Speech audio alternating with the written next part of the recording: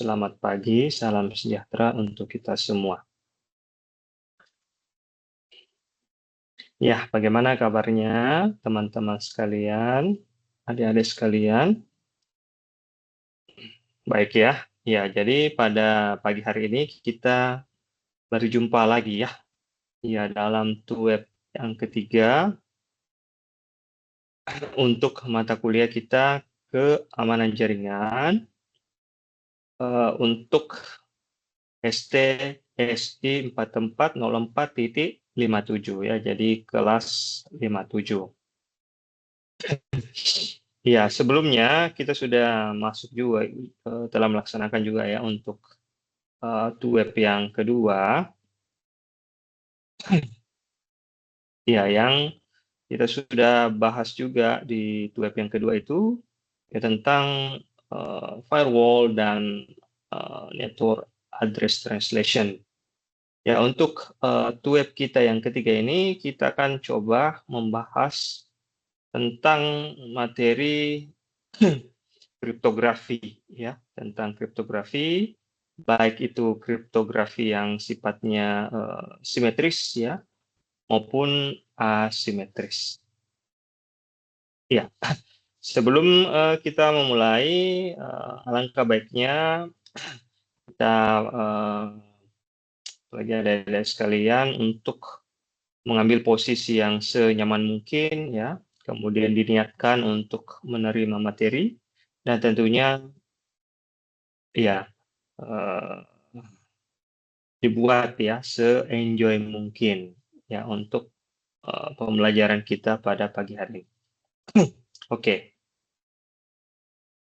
kita bisa mulai. Bapak share screen dulu ya. Jadi materi kita yang pertama adalah tentang kriptografi ya, khususnya kriptografi simetris. Oke, Bapak share screen dulu.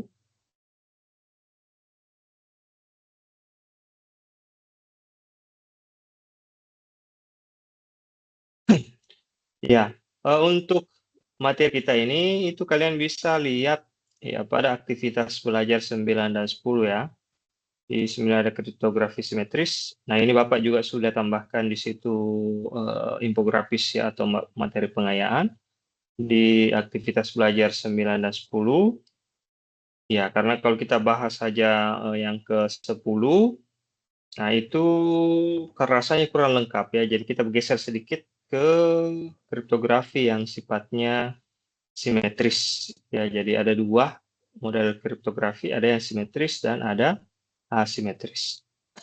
Nah, sebelum kita bahas tentang apa itu simetris dan asimetris, nah kita mulai dulu ya masuk ke pengertian dari kriptografi. Ya silakan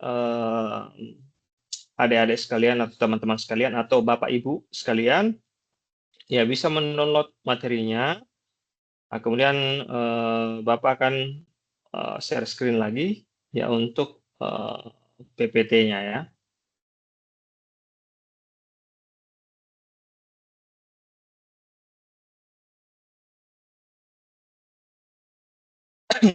Oke. Nah, apa sih yang dimaksud dengan kriptografi? Ya, kalau kita melihat selama ini ya atau mungkin yang sudah berlangsung beberapa tahun ya, kita sering mendengar kata kripto. Ya, atau biasanya kita mendengar kata mata uang kripto ya. Nah, kripto. Jadi ada kata kriptonya. Nah, sesuai dengan mata kuliah kita, nah apa sih yang dimaksud dengan kripto itu? Nah, kalau kita lihat di sini kriptografi merupakan ilmu. Ya, jadi kalau ada grafik-grafinya biasa atau ada logi-loginya ya. Nah, itu dia merupakan ilmu atau seni. Nah, di mana ilmu atau seninya ini itu mempelajari tentang bagaimana kita menjaga pesan. Iya, jadi ada pesan yang akan disampaikan. Ya, pesannya nanti bisa aneka ragam ya. Ya, bisa tulisan, bisa gambar dan seterusnya. Nah, di mana pesan ini kita jaga supaya dia aman. Ya, dia safety ya. Safety dari siapa? Ya, dari orang-orang ya tertentu ya atau pihak ketiga ya yang tentunya ingin membaca pesan kita. Nah, sementara kita tidak memberikan ya hak akses ya untuk membaca pesan kita tersebut ya. Jadi pesan itu tidak boleh diketahui ya oleh pihak ketiga. Ya, tentu yang eh, perlu mengetahuinya ya hanya si penerima ya dan si pengirim. Nah, jadi kriptografi in science and art ya of secret ya or writing. Keeping information secret ya. Jadi dia akan menjaga ya informasi yang ya sifatnya secret ya yang sifatnya rahasia. Nah, jadi kripto itu berasal dari kata rahasia ya, rahasia. Ya, kemudian grafi berarti tulisan. Ya. Nah, kalau kita lihat di istilah kripto ini ya seperti mata uang kripto ya, dia merupakan mata uang yang sifatnya rahasia ya, jadi anonim. Ya, beda dengan mata uang yang lain dia tidak anonim ya. Ya, jadi ada pihak ketiganya. Kita ngirim uang, nerima uang, itu ada pihak ketiganya. Ya, sementara dalam mata uang kripto itu sendiri, dia hanya ya berlaku untuk si penerima dan si pengirim. Tidak ada pihak ketiganya. Contoh pihak ketiganya seperti perbankan. Nah, jadi kriptografi adalah ilmu ya dan seni untuk menjaga keamanan pesan yang dikirim, ya yang akan dikirim ke penerima sehingga data atau pesan tersebut aman. Ya, jadi dia safety ya dan tidak diketahui ya oleh pihak ketiga. Ya, walaupun misalnya ada pihak ketiga yang berhasil ya mendapatkan pesan kita, ya, tetapi pesan kita tersebut itu tidak bisa dibuka atau tidak bisa dipahami, ya. Ya, jadi data atau pesan yang akan dikirim itu diubah. Nah, ini diubah menjadi kode-kode ya yang tidak dipahami oleh pihak ketiga. Ya, jadi kalau dikirim, ya maka pesan itu tidak dipahami. Ya, diubah dulu. Nah, sebentar kita lihat bagaimana prosesnya ya. Ya, walaupun misalnya pihak ketiga memperoleh pesan kita, ya maka pihak ketiga itu tidak akan bisa, ya, tidak akan mengetahui, ya, isi dari pesan kita. Kenapa? Karena sudah dibuat yang menjadi tulisan yang sifatnya rahasia tadi, atau diubah kode menjadi sebuah kode-kode. Nah, kemudian pada prinsipnya, kriptografi memiliki 4 komponen. Ya, yang pertama ada yang disebut dengan plain text. Nah, plain itu artinya terang ya atau jelas. Ya, jadi teks yang ya atau pesan yang dapat ya dibaca ya dengan baik atau informasi yang dapat terbaca. Ya, jadi pesannya ini ya pesan yang biasa aja yang kita bisa pahami, kita bisa baca. Nah, kemudian prinsip yang kedua ada ciphertext. Nah, jadi ciphertext itu berasal dari kata chip ya yang artinya sandi rahasia. Nah, di mana ciphertext ini yang sebelumnya tadi plain text ya atau short text atau pesan ya itu akan dilakukan proses enkripsi. Ya, jadi ciphertext tadi pesannya itu akan dienkripsi sehingga pesannya nanti itu tidak dapat dibaca ya, tidak dapat dibaca ya atau tidak dapat dipahami ya tanpa bantuan kunci tertentu ya. Jadi ada key, ada kunci tertentu. Nah, di mana key-nya tadi yang akan digunakan ya atau kunci ini yang akan digunakan nanti untuk melakukan proses enkripsi. Ya, jadi dengan key nanti ini ya supaya kita akan mendekripsi mudah dan melakukan enkripsi mudah, key-nya ini nanti akan mencoba ya untuk mengubah nanti plain text-nya ya menjadi pesan yang terenkripsi. Kemudian prinsip yang keempat ada algoritmanya. Jadi metode ya yang akan kita lakukan untuk melakukan proses enkripsi dan enkripsi. Ya, jadi enkripsi mengubah plain text tadi ya menjadi ya, sesuatu yang tidak bisa dipahami ya, atau tidak bisa dibaca. Sementara dekripsi kebalikannya.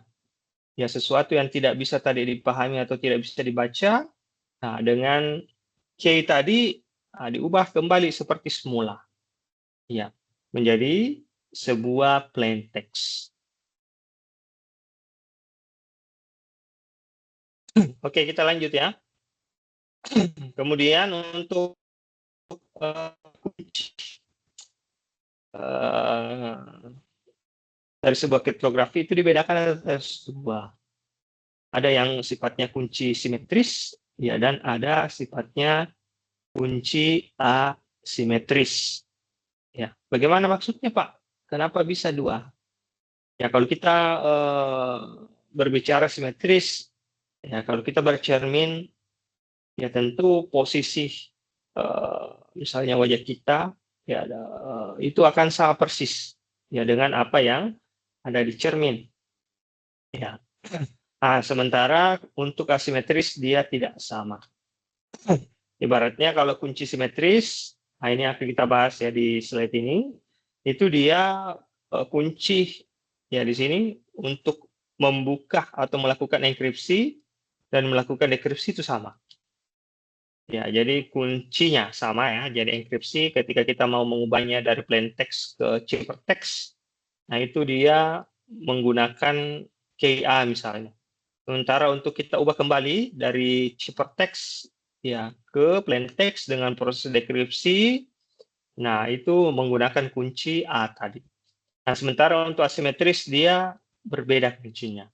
Ya, jadi untuk enkripsi dia kuncinya lain, kemudian dekripsi juga dia kuncinya lain. Jadi dua buah kunci yang berbeda. Ya, dari sini kita sudah bisa memahami ya bahwa ya kalau dari segi kemudahan ya kalau kuncinya sama kan tentu pasti lebih mudah ya untuk membaca pesan tersebut ya atau mengubah pesan tersebut dari uh, ciphertext dari plain text ke ciphertext kemudian ciphertext kembali ke plain text. Ya, sementara ya agak sulit itu kalau prosesnya dia asimetris. Ya, makanya sekarang ya untuk proses kriptografi itu sudah menggunakan kunci yang sifatnya asimetris. Ya, seperti itu. Nah, ini di sini Bapak sudah tambahkan apa lagi? Tip infografis ya. Ya, di sini juga sebenarnya ada materinya. Iya, dan seterusnya.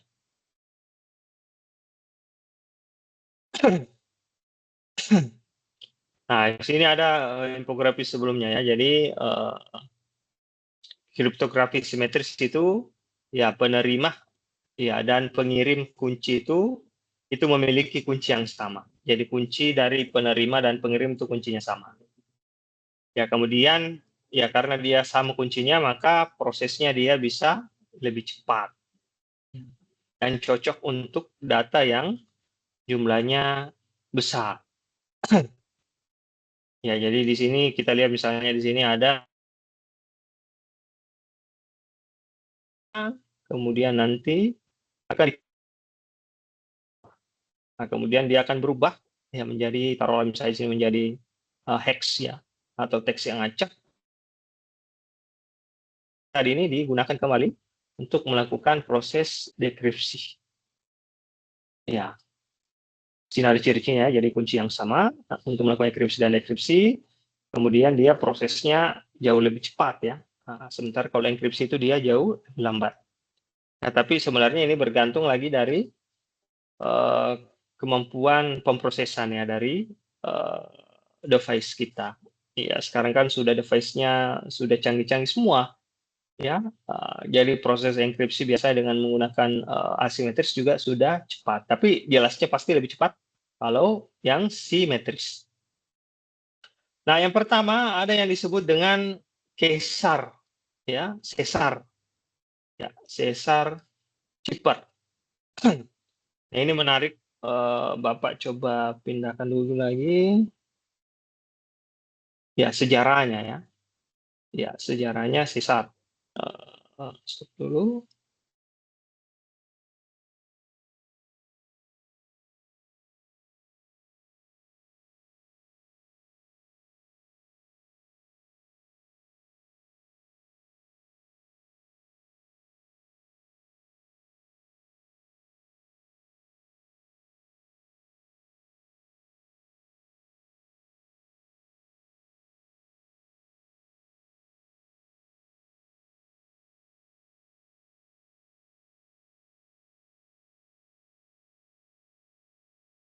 Ya, jadi, untuk kriptografi sesar, nah ini dimulai pada, ya kalau kalian dengar kata sesar itu berarti, ya pada zaman Romawi, ya. Ya kenapa? Karena, ya ketika, ingin mengirimkan, pesan, ya, misalnya antar raja A ke raja B, nah tentu perlu, ya yang namanya pesannya itu aman ya, tidak diketahui, ya. Itu kan ada banyak, ada mulai dari mata-mata, ya, atau dicegat di tengah jalan dan sebagainya. Nah, maka kita butuh, ya yang namanya menjaga pesan itu, ya supaya, pesannya itu sampai ke penerima misalnya ke kerajaan yang lain, ya atau ke sekutu, ya supaya tidak sampai ke tangan musuh misalnya. Kalaupun sampai, ya maka musuh itu tidak akan mengetahui, ya apa pesan dari, eee eee, musuh tersebut ya. Ya. Ya jadi, zaman dulu, ya, pesan ini itu dibuat, ya, dalam berbagai cara. Bapak tidak dapat langsung aja yang tadi.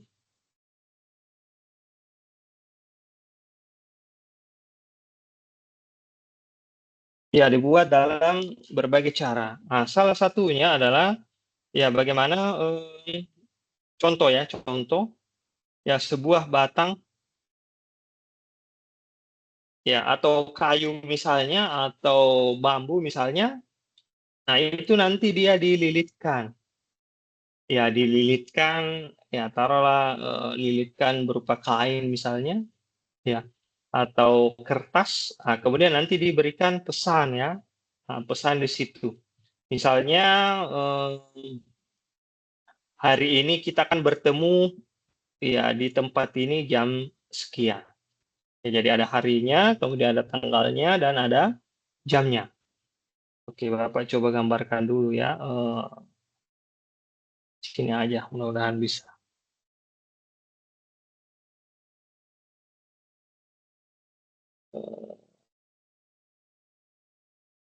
Sini aja di bawahnya. Ya, jadi ada, misalnya ini ada berupa, balok kayu misalnya, ya. Kemudian di sini ada, sebuah kertas, misalnya seperti ini, ya. Kemudian kertas ini, ya nanti panjang misalnya ada mungkin beberapa, meter misalnya, mungkin 1-2 meter. Nah, nanti ini akan dililitkan. Ya, jadi dia dililitkan seperti ini memutar ya, gini, gini, gini, nah, seterusnya. Ya, jadi dia diputar, dililit. Nah, sorry ya Bapak, gambar Bapak tidak terlalu bagus. Kemudian nanti diberikan pesan di sini. Ya, misalnya, tulisannya Senin. Ya, ini Rabu misalnya ya. Rabu. Ya, Rabu ini tanggal 20, ya, bulan 5. Ya, kemudian jam, 8 misalnya. Kemudian, bagian yang kosong nanti akan dituliskan, ya. berbagai abjad, ya, baik itu huruf maupun angka. Ya, di sini terserah ya, sampai memenuhi ini, kemudian, setelah nanti dikembali di, bentuk yang seperti ini, nanti akan terbaca kembali, ya, berbagai jenis huruf. Ya, jadi ini agak susah karena nanti akan, muncul, ya, angka dan huruf yang acak. Nah, di mana kunci dari untuk membaca pesan itu, ini. Jadi batang yang ini tadi atau kayu ini, inilah di sini ada kuncinya. Iya, jadi inilah kuncinya.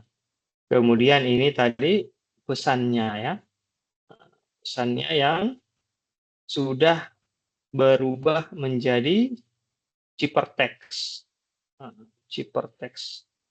Ciphertext. Nah, kemudian pesan ini nanti yang akan dikirim terpisah. Ya, contoh misalnya bisa dikirim terpisah. Ya, misalnya ini dikirim oleh pengawal A misalnya, atau si A, ya kemudian ini nanti dikirim si B. Oke, kirim si B. Dikirimnya kapan? Dikirimnya bisa hari yang berbeda misalnya. Ataukah dikirimnya bisa melalui jalan yang berbeda misalnya. Jadi di sini dia misalnya, melewati, daerah gurun pasir misalnya, kemudian nanti akan mengelilingi atau melewati daerah hutan misalnya. Kemudian nanti sampai satu titik si penerima nanti. Dikirim, kemudian sampai ke penerima. Ya, misalnya si C. Ya. Nah, seperti itu. Jadi untuk membacanya nanti nih si B dan si A harus ya diterima sama-sama si C. Kemudian nanti dililitkan kembali, kemudian nanti akan terbaca pesannya. Seperti itu. Ya, jadi itu sejarahnya ya, bagaimana proses kriptografi ini di zamannya Caesar. Ya, jadi dililitkan contohnya seperti itu. Nah, jadi ketika pesannya ini ya misalnya pengawalnya ditangkap ya oleh misalnya orang lain atau pihak ketiga atau musuhnya, ya maka pesannya ini nggak bisa diketahui. Kecuali, nah ini tadi ada kuncinya. Jadi supaya pesannya ini bisa diketahui, maka perlu kuncinya juga. Ya karena misalnya ini pesannya, eh, ya dia baca apa ini, tidak ada maksudnya. Ternyata untuk membacanya harus ada kuncinya. Nah, kita bisa lihat di sini, ya begitulah kurang lebih gambarannya ya, gambaran paling sederhananya. Nah, jadi untuk Caesar itu sendiri, ya dia menggunakan metode atau algoritma yang sifatnya substitusi klasik. Ya, jadi hanya menggeser setiap huruf ya sejauh K. Ya, kemudian hurufnya taruhlah digeser ke kanan. Ya, pada sebuah alfabet. Ya. Nah, di sini kita bisa lihat, di sini kan ada alfabet A sampai Z misalnya. Kemudian di sini dia digeser sebanyak 3 kali. Ya, jadi kuncinya di sini adalah K sama dengan 3, digeser 3 kali ke kanan. Ya. Maka kalau digeser 3 kali ke kanan, maka yang sebelumnya A, kita geser 1, 2, 3, itu menjadi D. Nah, seperti itu ya. Jadi digeser. Jadi misalnya di sini pesannya namanya Andi, ya digeser 3 kali, maka A menjadi D, N menjadi Q, D menjadi G, dan I menjadi L. Maka pesan yang terkirim nanti itu atau ciphertextnya adalah DQGL. Ya, seperti itu ya. Kemudian Nah, kalau kita mau mengubah kembali ciphertext ini menjadi pesan plain text ya dengan metode dekripsi, maka kita butuh memahami kuncinya. Karena tadi digeser dia ke kanan 3 kali, maka ya kita sudah tahu bahwa digeser 3 kali. Untuk membalikannya ya kita kembalikan untuk kita geser ke kiri ya sebanyak ya 3 kali juga. Seperti itu.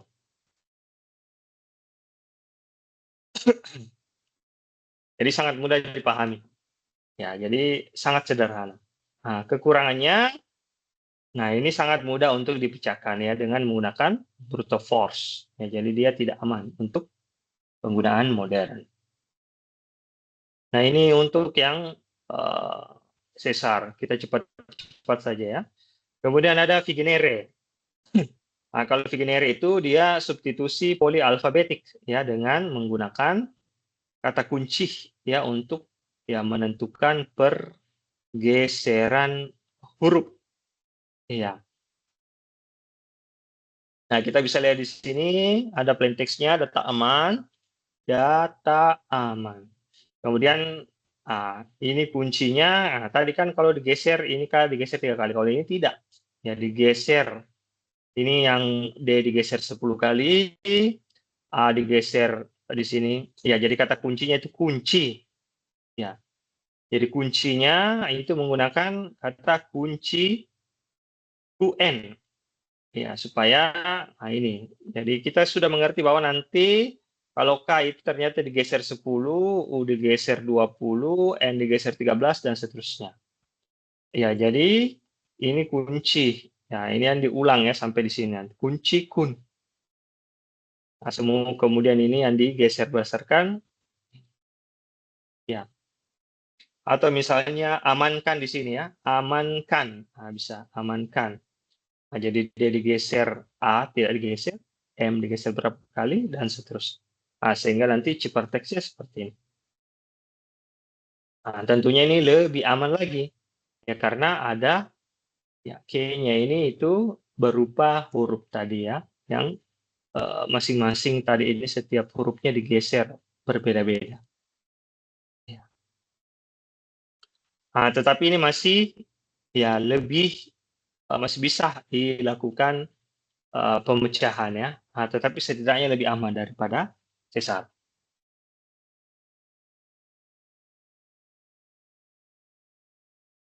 Nah, kemudian yang selanjutnya ada yang disebut dengan DES ya, Data Encryption Standard. Nah, ini sudah masuk ke zamannya penggunaan PC ya. Jadi sudah mulai eranya komputer di sini. Ya, kalau tadi itu belum ya. Nah, ini sudah eranya komputer. Nah, di mana untuk DES ini itu dia menggunakan ya untuk kuncinya itu ada 64 bit ya. Ya, dengan kunci 56 bit. Jadi plain text-nya 64 bit. Nah, kemudian nanti kuncinya dia 56 bit. Kita coba lihat di materinya. Ini Bapak tambahkan sendiri ya.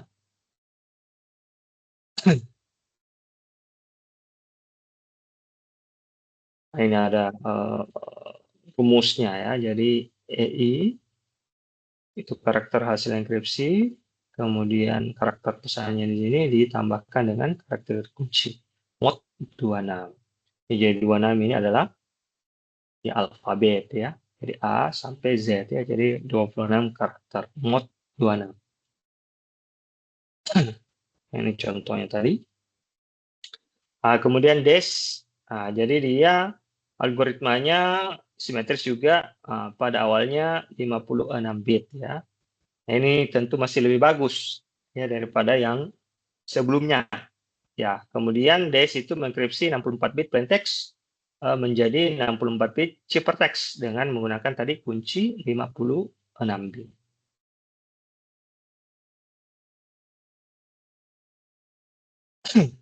Nah, kita bisa lihat di sini secara global algoritma DES ya sebagai berikut ya. Jadi ada plain text-nya. Nah, nanti ini plain text-nya itu akan dilakukan permutasi ya dengan matriks permutasi awal. Ya, jadi nanti inisial permutasinya di plaintext-nya jadi diinisialkan nanti. Kemudian nanti dilakukan ya permutasi awal sebanyak 16 kali putaran. Ini lama ya kalau kita mau manualkan ini. Ya, jadi nanti akan diputar-putar terus. Kemudian setelah dilakukan permutasi sebanyak 16 kali, ya maka hasil enkripsinya kemudian lagi dipermutasi ya dengan matriks permutasi balikan. Ya, jadi ada lagi inverse initial permutation. Baru nanti dia menjadi sebuah ciphertext.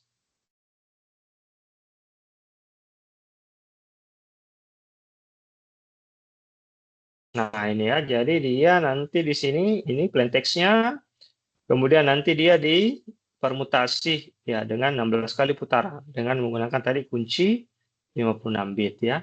Kemudian setelah itu barulah dia di inverse lagi ya. Ya, kemudian menghasilkanlah sebuah ciphertext. Seperti itu. Nah, untuk DES ini pemanfaatannya digunakan pada sistem perbankan ya, ATM dan komunikasi militer. Tetapi ini dulu ya, ini dulu ya. Ini prosesnya dia lebih cepat dan efisien juga, kemudian struktur algoritmanya kuat ya pada masanya. Kemudian ada triple DES atau 3DES ya. Nah, yang tadi proses enkripsinya itu hanya satu kali ya 16 kali putaran sampai di sini nanti dia ditambahkan ya jadi dia triple ya jadi ada K1, K2 dan K3 jadi proses di sininya nanti itu 3 kali ya 3 kali kemudian yang selanjutnya ada RC4. Nah, kalau RC4 ini dia mengenkripsi data per byte. Nah, kalau tadi per blok satu begitu, nanti di sini dia di RC4 dia per byte. Ya, per byte. Kemudian, ini ada contoh penggunanya ya, pada misalnya password untuk WiFi misalnya ya, atau SSL dan TLS yang lama. Ya, ataupun di aplikasi yang menggunakan jaringan atau network. Seperti itu. Nah, ini ada contohnya juga dalam kehidupan sehari-hari ya. Ya, contoh penerapan, misalnya ya enkripsi untuk sebuah folder misalnya. Ya, kemudian nanti kita kunci pakai password. Kemudian perbankan, keamanan jaringan sampai dengan di database. Nah, ini contoh perbandingannya ya. Jadi CSR ini dia substitusi yang klasik ya kan memang pada awal, kemudian dikembangkan menjadi volley alfabetik. Sudah ada tambahan alfabetik yang beraneka ragam. Kemudian ini sama ya, blok ini per blok, kemudian ini tadi dia per byte ya atau stream chipper. Nah, kemudian di sini dia 56 bit ya, sementara di triple dash dia naik. Nah, dari sisi keamanan, tentu ini sangat rendah. Nah, ini sudah masuk ke menengah, kemudian ini sudah rendah lagi ya di saat ini. Ya, kalau dulu di zamannya tinggi ya. Kemudian kecepatannya ya cepat, lebih lambat, ya karena diproses sebanyak 3 kali. Ya, kemudian ini sangat cepat. Oke, seperti itu.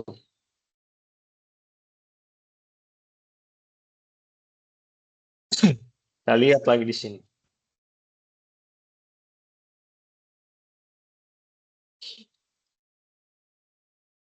Nah ini ya, jadi triple dash itu dia sudah naik ya sampai ke 168 bit ya. Ya, 3 kalinya tadi ya dari 56. Coba kalau kita kali 3 ini 168.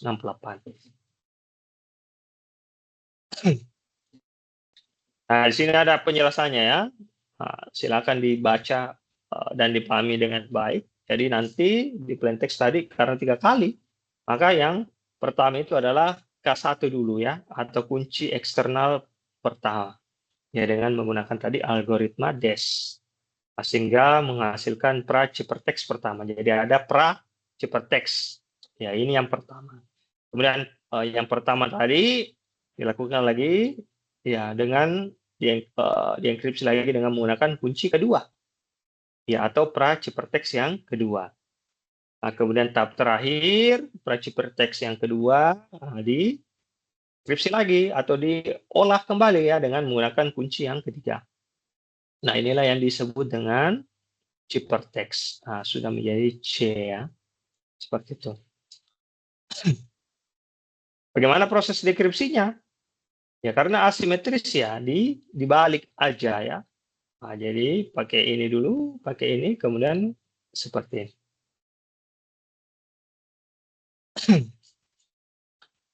Nah, kemudian untuk RC4, ya dia berbentuknya stream chipper ya atau di per byte. Ya, jadi memproses unit atau input data, pesan atau informasi. Nah, ini dibuat oleh yang namanya round reverse ya. Ya, ya, jadi dia singkatan dari round code ya atau reverse chipper ya. Jadi dari namanya sendiri. Ya, yang digunakan pada ya SSL, ya socket secure layer atau WP, wire equivalent face dan web protect access. Nah, ini ada di HP-nya biasanya ya di hotspot. Coba dicek itu ada biasanya WPA atau WEP. Nah, itu dia menggunakan algoritma RC4. Oke.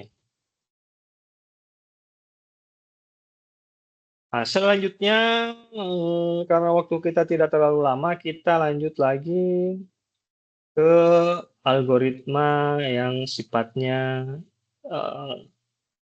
asimetris. Nah, di sini Bapak sebenarnya sudah ada ya codingannya.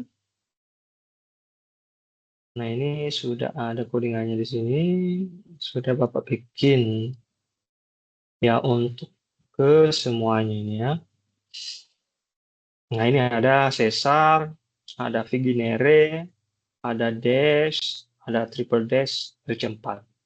Kemudian sementara juga ada RSA, ya kemudian ada DV Hillman dan L Kamal.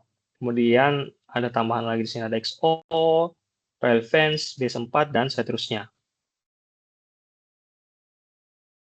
Nah, misalnya kita pilih tadi yang metode Caesar dulu ya.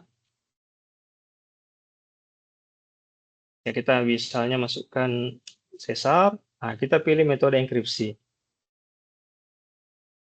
Ya, nah tadi plain text-nya itu adalah Andi ya. Andi. Nah, kemudian tadi dia gesernya 3 kali ya. Nah, maka ini ya, hasilnya itu kalian bisa lihat. Nah, ini ya sama tadi DWGL. Nah, kemudian kita coba pakai Vigenere. Itu tadi apa tadi? Apa cek dulu? Ya, keamanan jaringan ya. Jadi kata keamanan jaringan. Kemudian data aman ya. Kemudian kunci.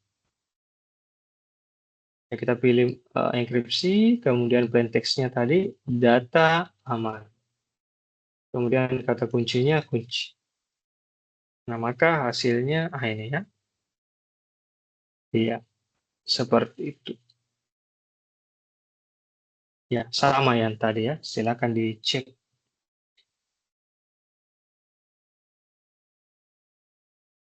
Share screen. Nah, ini ya. Jadi bisa kita lihat di sini tadi ya. Nukchiwa. Sini tadi sini sama ya, Nukchiwa. Kemudian kita coba yang dash. Nah, yang dash, di sini nggak ada pesannya, kita pakai ini aja ya. yang data aman. Ya, atau kita balik dulu ya. Kita coba dekripsi dulu ya. Ini kan enkripsi, kita coba dekripsi. Ini tadi Nukcua, kita copy dulu ini. Kita copy. Ya, kita pilih yang Viginere. Kemudian kita pakai dekripsi. Ini, D. Kemudian masukkan ciphertextnya, Nukcua. Kemudian kata kuncinya tadi adalah kunci ya. Kunci. Enter. Maka hasilnya adalah ini. Data aman. Seperti itu. Nah, kemudian kita coba yang dash. Nah, kita klik ini dash. Kemudian kita pilih metode enkripsi. Nah, masukkan plaintext-nya. Coba tadi ya, data aman. Nah, kemudian kuncinya ini 8 karakter ya. Ya, atau 56 bit ya. Misalnya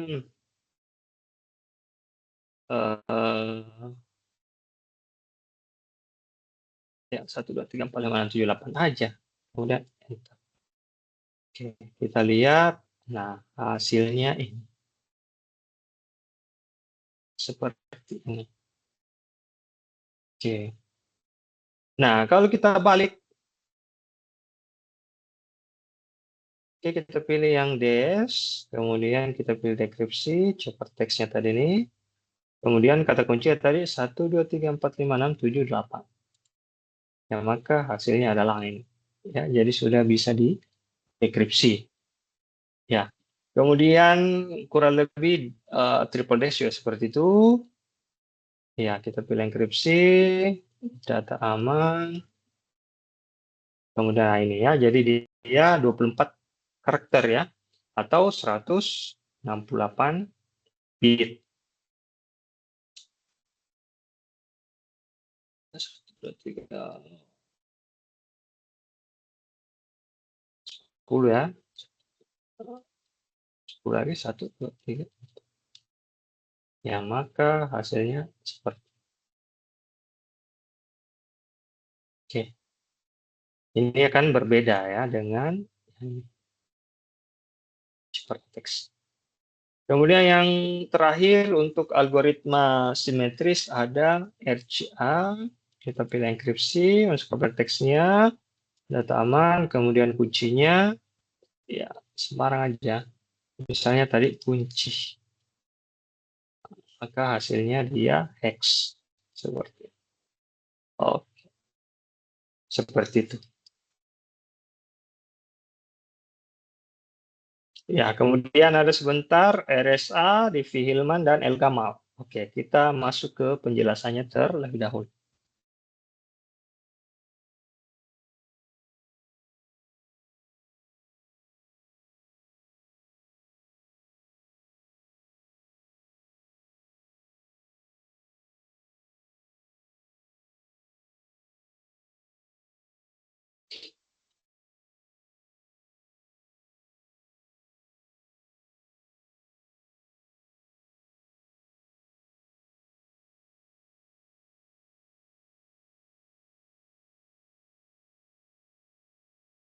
Oke, kita ke kriptografi yang sifatnya asimetris.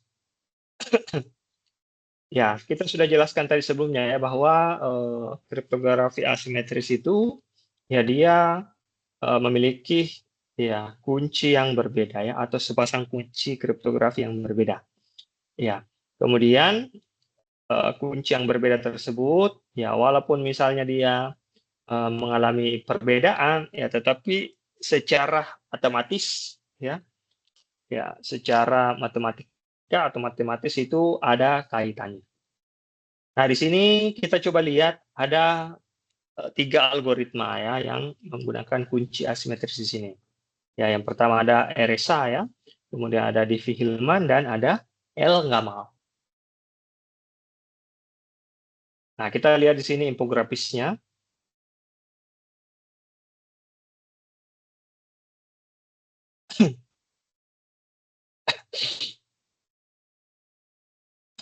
Nah, sebelum kita melangkah lebih jauh, kita lihat di sini bahwa dalam asimetris itu ada yang disebut dengan kunci, ya karena kuncinya dua ya, jadi ada yang disebut dengan kunci publik, iya, dan ada yang disebut sebagai kunci privat, ya. Kunci publik nanti yang digunakan untuk melakukan perubahan ke ciphertext ya, atau digembok nanti, ya kemudian kunci privat ini yang akan membuka gemboknya. Ya, di mana kunci publik itu dia dibagikan ke siapa saja. Ya, sementara kunci private itu yang dirahasiakan oleh pemiliknya. Ya. Nah, kemudian nanti data yang dienkripsi pakai ini tadi kunci publik. Kemudian untuk yang membukanya nanti atau didekripsi itu dengan menggunakan kunci private.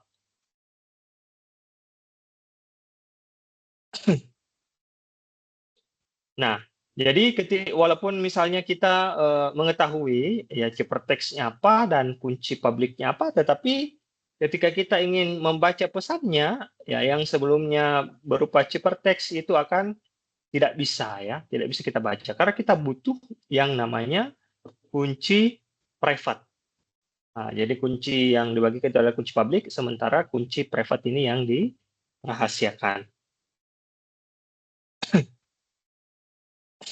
Ini yang pertama ya. Jadi ada yang namanya RSA ya, Reverse Shamer Adelman. Ya, jadi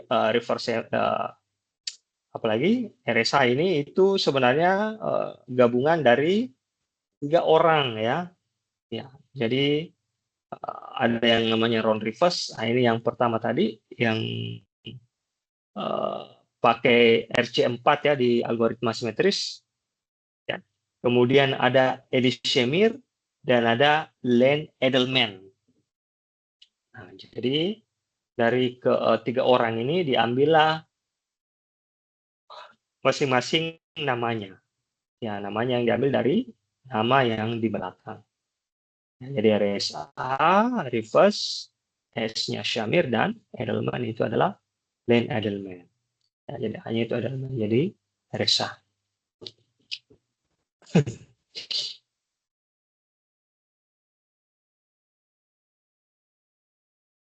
Nah ini ya, jadi cara kerjanya seperti itu. Jadi kunci publik, kemudian uh, dienkripsi dengan pesannya tadi, kemudian ciphertextnya kemudian nanti didekripsi. Contoh penggunaannya misalnya di sini ada, ya, di penggunaan untuk protokol dari web ya, HTTPS.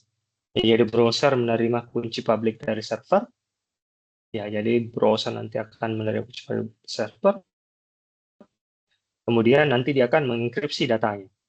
Seperti misalnya username dan password. Kemudian nanti server akan mendekripsi ya dengan ya menggunakan kunci private. Ya, jadi browser nanti akan dienkripsi kemudian dikirim ke server. Nah, misalnya di sini server bank ya. Iya, server bank seperti itu.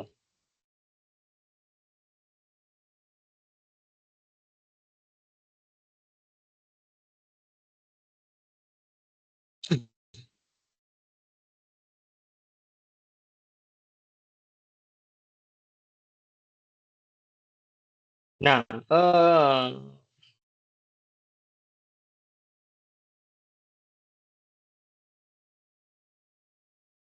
bagaimana misalnya gambarannya ya, ya atau cara kerjanya yang sederhana ya, ya dari kedua kunci ya utama tersebut ya.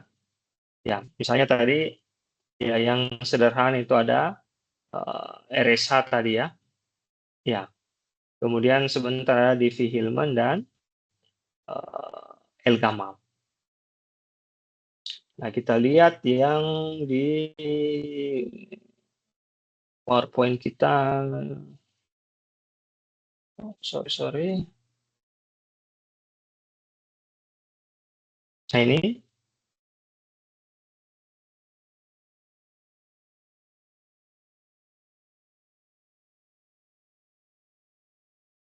Di Delphi Himen, nah ini tadi di RSA, kemudian di Delphi Himen, itu dia menggunakan pertukaran kunci secara aman, bukan untuk mengenkripsi pesan secara langsung.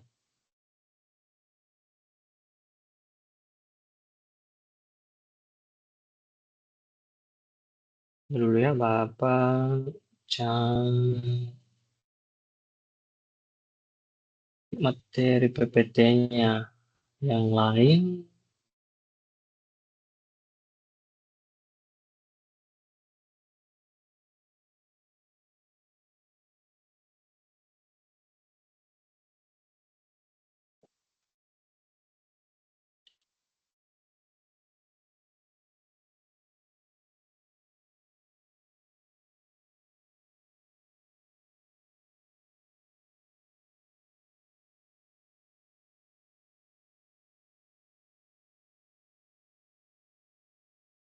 Nah, ini PPT-nya.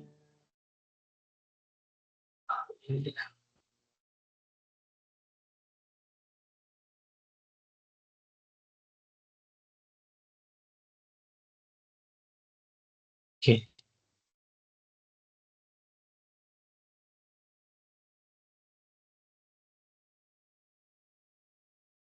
Nah, ini contoh ya dari RSH.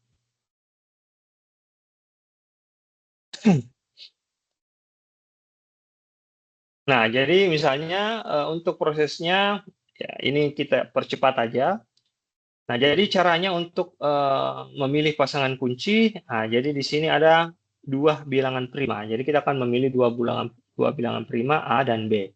Di mana B ini yang rahasia, sementara A yang publik. Kemudian kita akan hitung N A dikali B. Jadi kunci bilangan prima tadi akan dikali. Ya, kemudian N ini tidak perlu dirahasiakan. Kemudian setelah itu, nah di sini untuk pasang kuncinya N itu sama dengan A dikurang 1, kemudian dikali B dikurang 1. Nah, kemudian kita pilih sebuah bilangan bulat untuk kunci publiknya. Nah, kemudian bilangan bulatnya itu adalah E. Ya. Nah, kemudian kita akan hitung kunci dekripsi D. Nah, ini untuk dekripsinya. Kalau ini tadi untuk enkripsinya. Menjadi ED, 1 mod M, atau D itu E berpangkat min 1. Ya, mod. Ya, untuk yang N tadi ini. Kemudian kunci publiknya itu E. Nah, kita pilih tadi ya, salah satu di sini nanti bilangan prima, kemudian N di sini. Nah, ini tadi hasilnya. Kemudian kunci private-nya, nah ini D, kemudian dengan N. Ya, ini yang di sini nanti untuk dekripsinya. Nah, di mana N tadi tidak bersifat rahasia yang perlu, namun ya perlu diperlukan untuk perhitungan enkripsi dan dekripsi. Nah, kemudian ini ada contoh, misalnya tadi dua bilangan prima ada 47 dan 71. Iya. Nah, kemudian di sini A-nya, ini B-nya. Kemudian dikalikan ya. Nah, seperti tadi dikalikan. Nah, makanya hasilnya adalah 3.777 atau 337.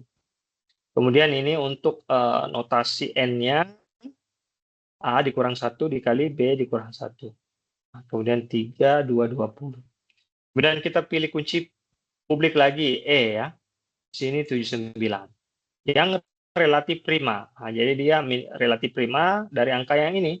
Ya, karena pembagi ya bersama terbesarnya adalah 1. Ya, jadi bilangan primanya ya. Kemudian kita hapus A dan B dan kunci publiknya. Ya, ini 337 ini. Yang N tadi, kemudian E 79. Ini ya, jadi ini kunci publiknya E dan N ya. Nah, kemudian untuk kunci private-nya, nah E dikali dengan D. Kemudian 1 mod M.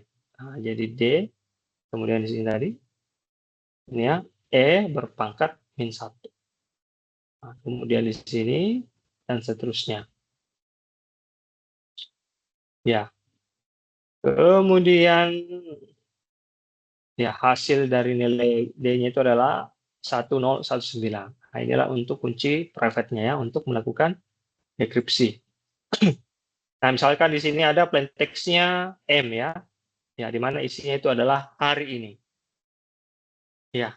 Kemudian dalam ASCII adalah yang ini ya, 7, 2 dan seterusnya. Ini ASCII dari kata hari ini. Nah, kemudian nanti akan dipecah menjadi 3 blok kecil ya. Ya, jadi 3 digit ya dipecah. M1, M2, M3 dan seterusnya. Dari angka ini. Nah, jadi 726 dan seterusnya. Nah, kenapa ini M6003? Ya karena dia tinggal terakhir di sini. Ya, jadi dia ditambahkan 0 di depan ya. Ya, jadi seperti itu. Karena kan mau diubah ya menjadi blok kecil, kemudian di sini 3 digit. Nah, setelah itu barulah nanti dienkripsi setiap bloknya, C1, C2, dan seterusnya. Jadi dienkripsi nih per blok-bloknya. C1, C2, kemudian berpangkat 79. Ya.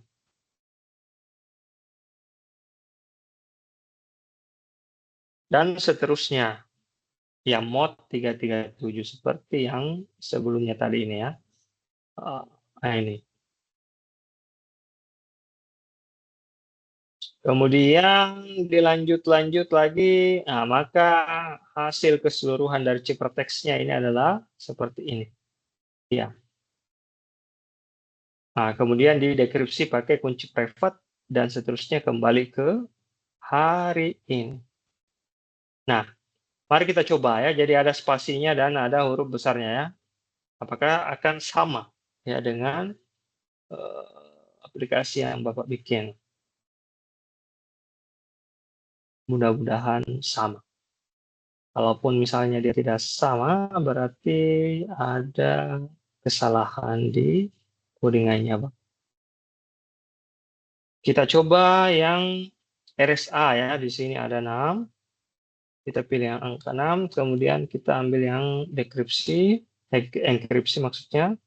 Kemudian plain text-nya hari ini ya. Ya, Hursa. Nah, dia diubah ke hex. Nah, ini hasilnya hex ya, jadi diubah ke hex. Kemudian ini private key-nya ya. Iya, seperti itu. Jadi dia ini private key-nya. Oh, nggak sampai ya, karena ini metodenya yang berbeda. Ya, walaupun sama-sama RSA, kita pakai metode yang OMP ya, OMP kalau tidak salah. Ya, berbeda dengan PowerPoint yang tadi. Tapi sederhananya seperti itu, yang paling dasar ya. Ini termasuk yang lemah ya. Oke. Yang masih RSA yang lemah ya. Nah, kemudian kita lanjut lagi ke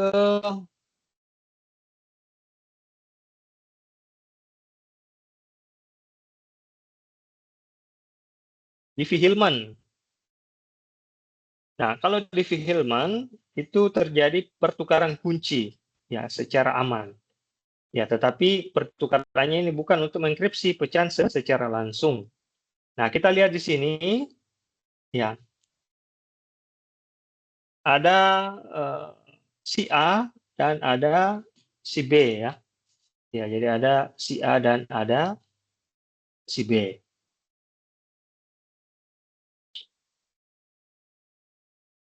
Nah, kemudian dari si A tersebut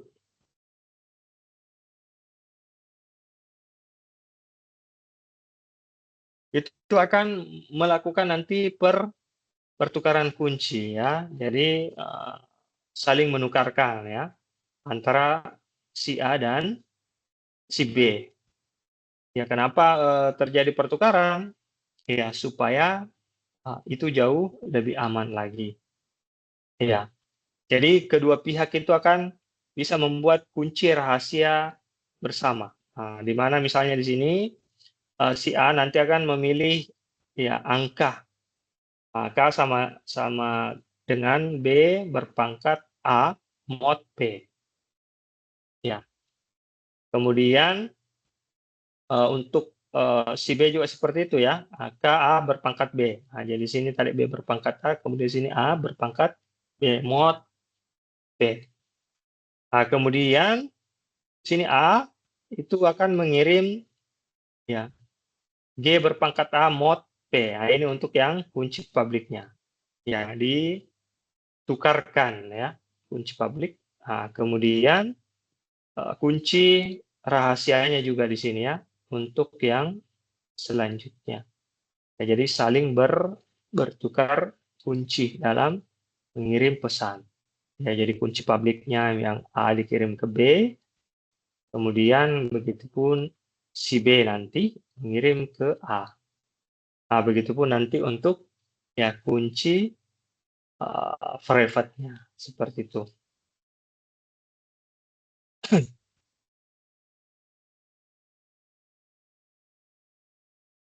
Iya, jadi karena terjadi pertukaran kunci, ya maka ini cenderung jauh lebih lebih aman. Nah, ini ada konsepnya seperti VPN atau SSH ya atau TLS dan SSL. Ya, jadi dia akan bikin kunci sesi bersama ya. Jadi ada kunci sesinya atau kunci publiknya melalui ya jaringan yang tidak aman. Ya, seperti itu. Jadi sama-sama kemudian setelah itu baru dipertukarkan. Kemudian yang selanjutnya ada El-Gamal. Ya, kalau El-Gamal ini algoritma sama tadi kriptografi asimetris yang berbasis algoritma diskrit ya dan konsep Diffie-Hellman.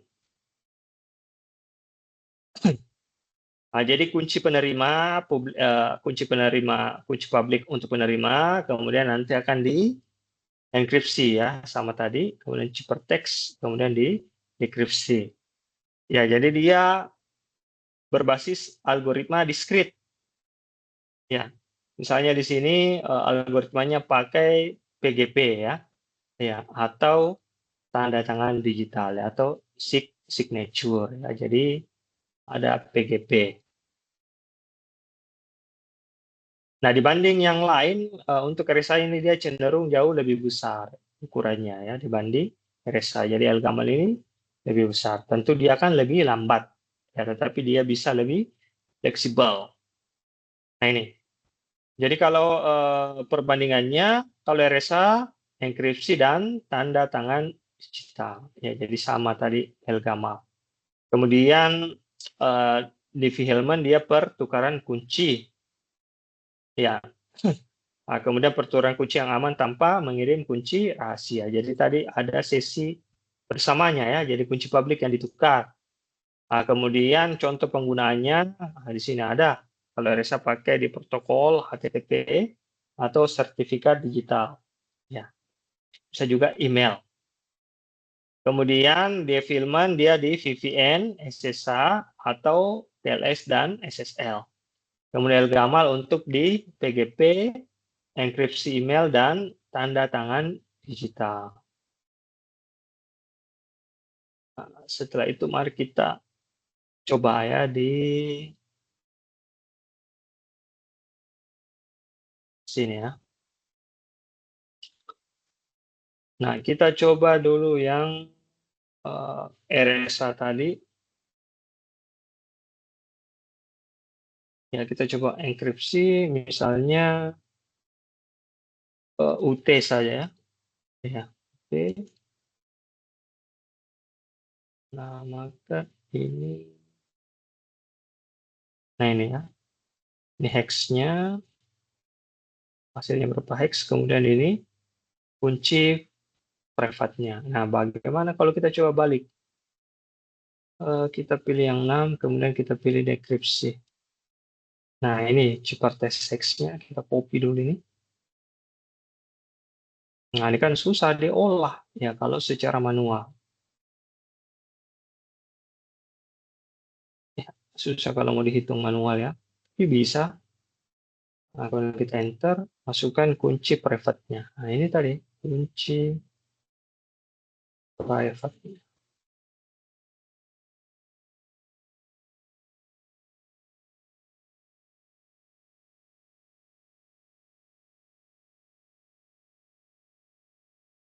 Oh, terlalu panjang. Paste. Paste. Oh, ada error ya. Karena terlalu panjang.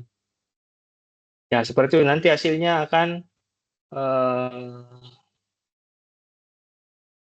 kembali ya, seperti semula. Kita coba ulang lagi tadi. Yang 6, kemudian dekripsi.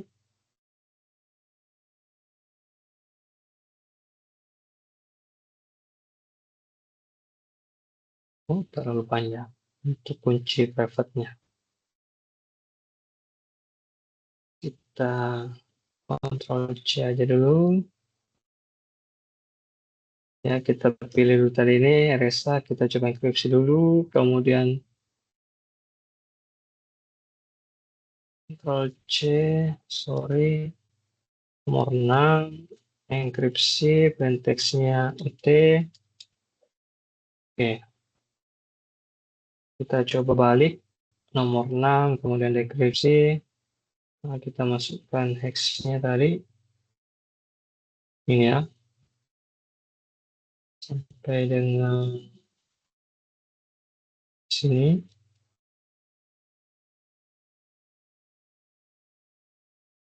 Kemudian kita paste. Oke, kunci private-nya ini di copy sampai sini. Copy, paste.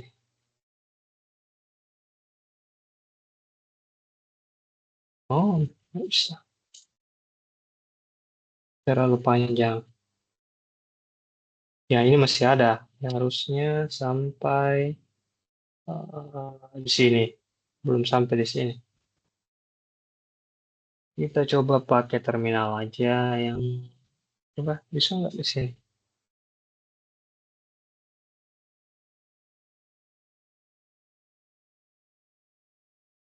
Ini posisinya di mana ya? Di AS. Oke.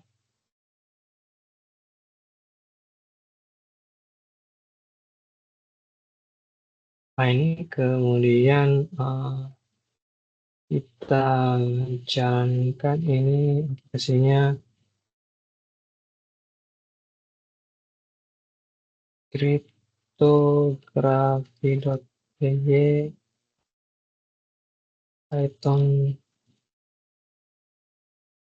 Oke, kemudian kita jalankan yang nomor 6. Nah, kita pilih dekripsi. Coba dulu di sini di terminalnya ya, apakah bisa secara langsung. Kita pilih, paste, kita masukkan kuncinya, kita paste di sini misalnya.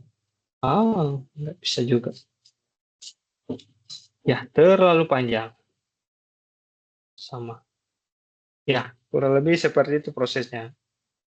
Tidak bisa di terminalnya. Nanti Bapak perbaiki dulu ini ya codingannya.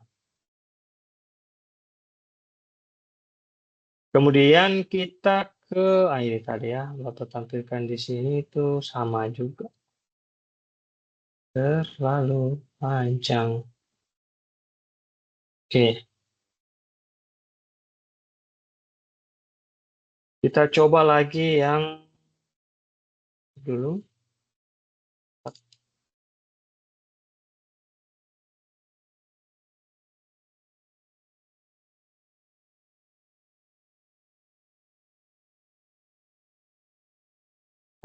Clear dulu. Kita running lagi yang di V ya. Kita enkripsi. Nah ini, kunci private. Angkanya bebas. 145 aja. Kunci publik dari rekan. Nah ini, kunci publik Anda berikan ke rekan, kemudian kunci publik dari rekan. Nah, jadi kunci private ini angka bebas kita. Ya, kemudian dari situ nanti akan lahir kunci publik. Nah, ini yang kita berikan ke rekan. Kemudian rekan juga kan, ya, misalnya kita balik aja ini, 5, 4, 3, 2, 1. Oke. Nah, masukkan plain text-nya. Nah, ini. Jadi ini yang dihasilkan ya. Share secret-nya UT aja. Oke. Maka hasilnya seperti itu. Oke. Nah, bagaimana kalau kita coba dekripsi? Kita balik. Misalnya di sini 7, kita pilih dekripsi. Nah, masukkan kunci private Anda. Nah, kunci angka private-nya.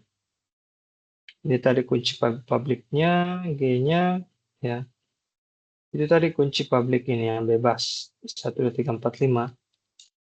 Nah, masukkan kunci publik dari rekan. Nah, dari rekan tadi yang ini. Nah, ini. Kunci publik dari rekan.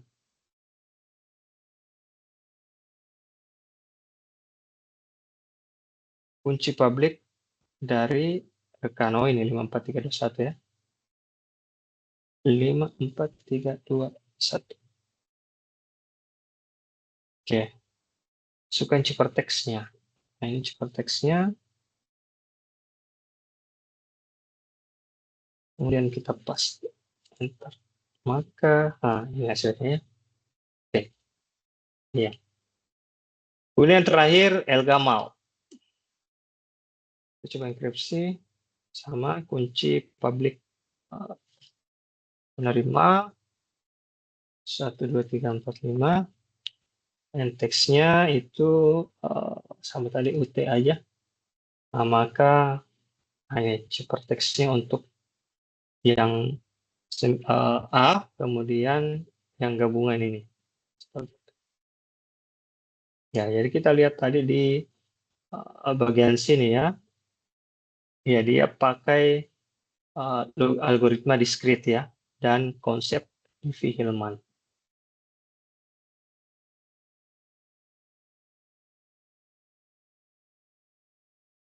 Oke, saya kira itu ya yang bisa Bapak sampaikan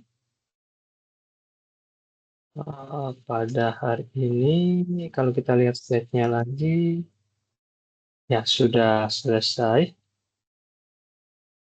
Ya, mungkin kalau ada yang ingin ditanyakan, silahkan komentar di kolom diskusi. Ya, kemudian, oh ya, sebelum Bapak akhiri, nah, di bagian tugasnya jangan lupa di aktivitas belajar 8, tugas 2.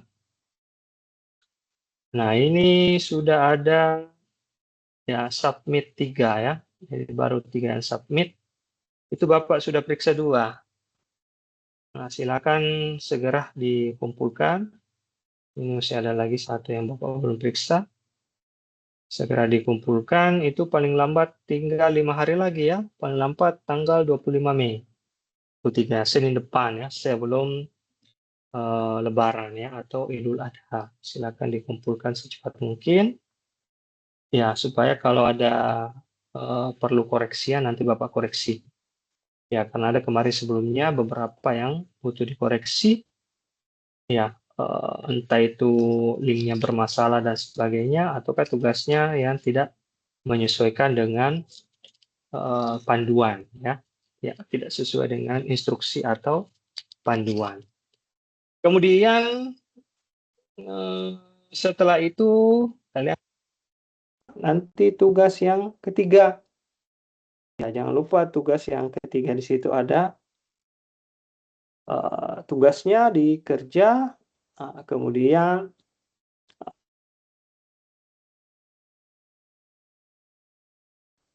selanjutnya.